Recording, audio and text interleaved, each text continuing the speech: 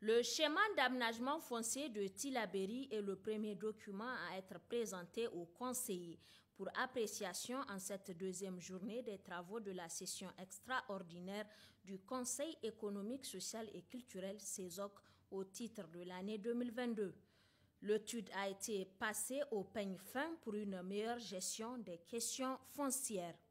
Nous avons entamé donc le processus de l'élaboration de notre schéma d'aménagement foncier depuis 2014. Donc l'objectif de ce document, c'est de préciser les vocations des espaces et les droits qui s'y exercent. Nous avons identifié l'ensemble des ressources, des espaces et ressources de la région.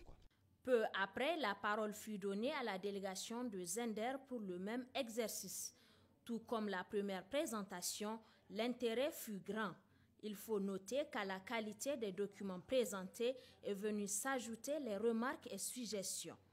Bref, des observations pertinentes des participants devant permettre un meilleur amendement de ces chemins fonciers en vue de leur validation.